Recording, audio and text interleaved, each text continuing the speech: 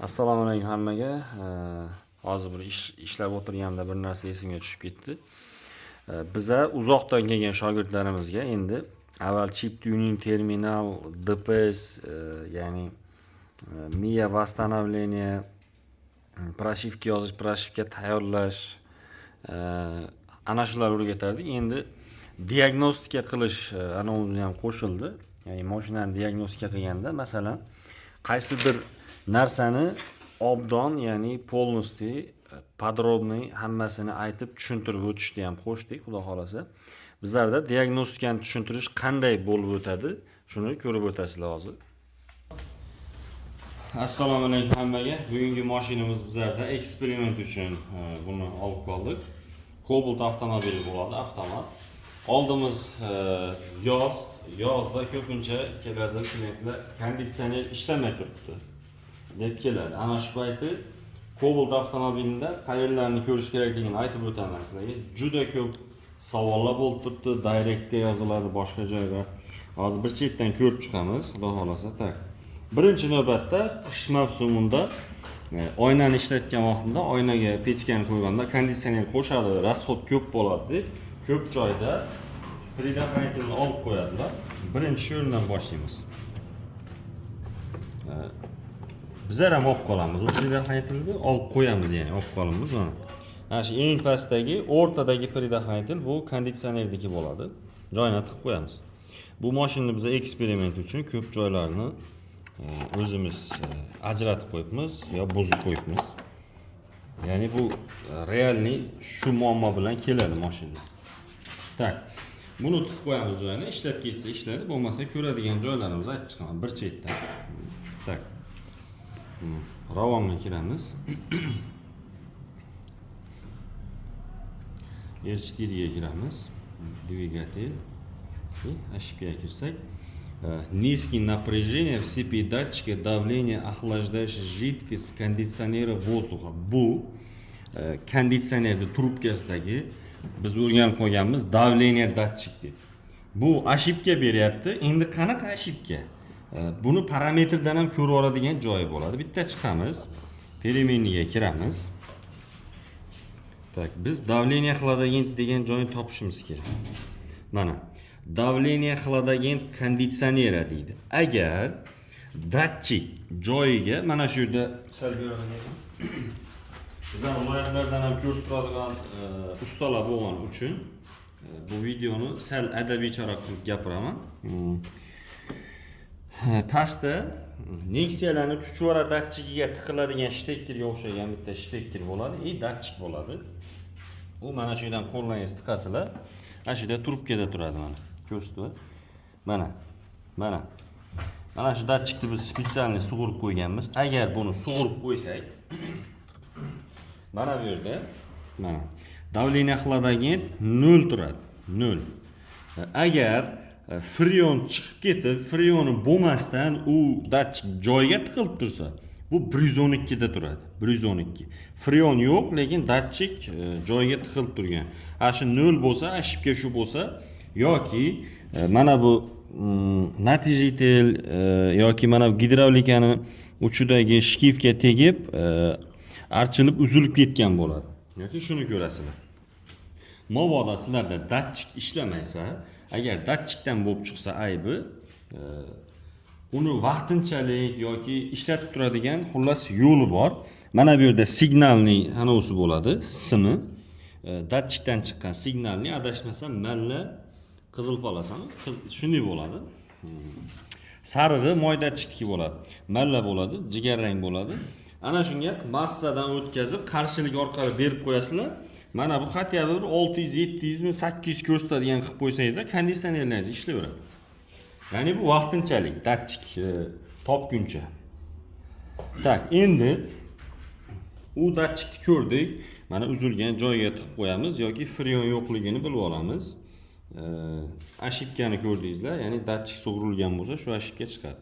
P0532. Undan keyin buni joyiga tiqamiz hozir. Datchikni joyiga tiqib qo'ydik. Ko'rganlaringizdek сохранение bo'lib qoldi. Endi buni удалить qilamiz.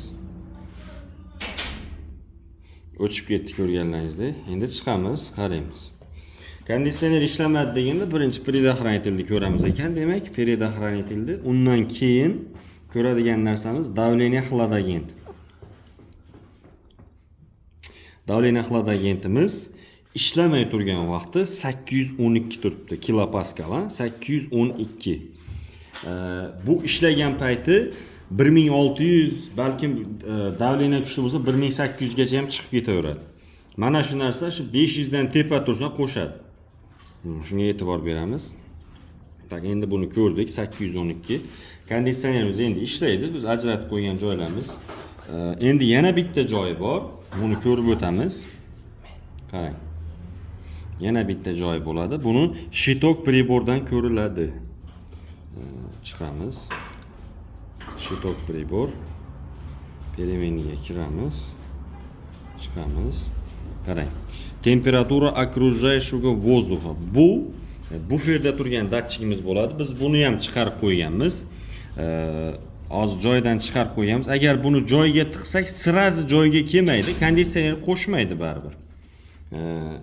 Mana shu datchig ham konditsioner ishlamasligiga olib keladi. Konditsioner, ya'ni tashqarini gradus haddan tashqari sovuq deb turib, konditsionerni qo'shmaydi.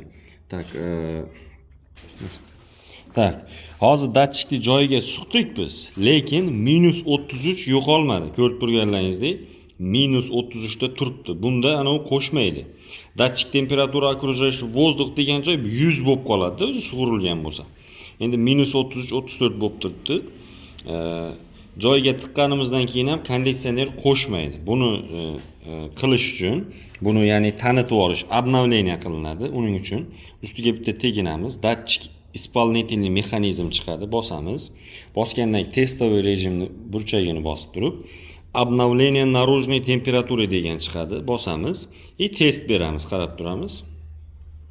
Ko'rganlaringizdek, ana 28 bo'ldi. Sal uzoqroq tut, axir ko'rinmaydi. Temperatura окружающий воздух 28 gradusga aylandi. Ya'ni обновлениyadan keyin agar nimadir tuning qiladigan joyda облицовка qo'yadi yoki signal bir narsalar qo'yadi, ana shundan keyin sug'urib suqsa ham ishlamay keladi. Prosta kirib, demak, обновление beramiz, ishlab ketadi ekan. Endi tashqaridagi bo'lishi mumkin bo'lgan kasalliklarni ko'rib chiqdik. Endi ichkarida ham bor bittasi. Ichkarida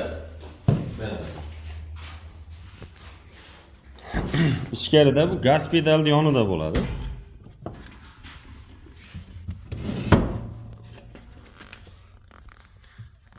Nerede yoqamiz?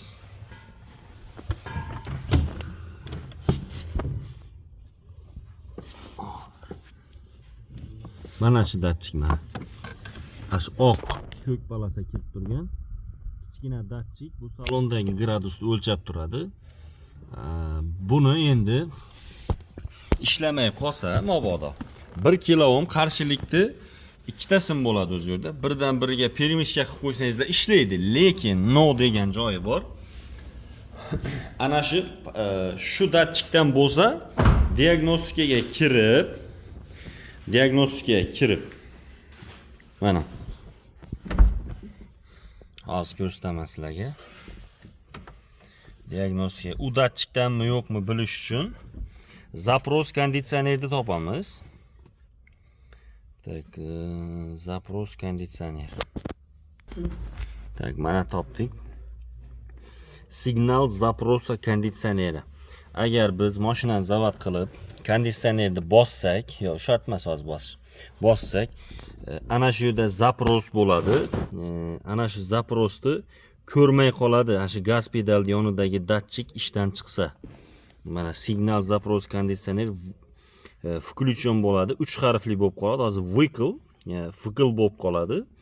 Agar zaprosni ko'rsa, zavod qilib pechkani qo'shib turib konditsionerni bossak, mana shu turaversa, выклdan o'zgarmasa, demak, katta ehtimol bilan gaz pedal yonidagi o'sha ichkarini gradusini o'lchab turadigan datchikimiz ishlamayapti. Endi ko'pincha unga 1 kiloohm qarshilik qo'yib o'rganganmiz.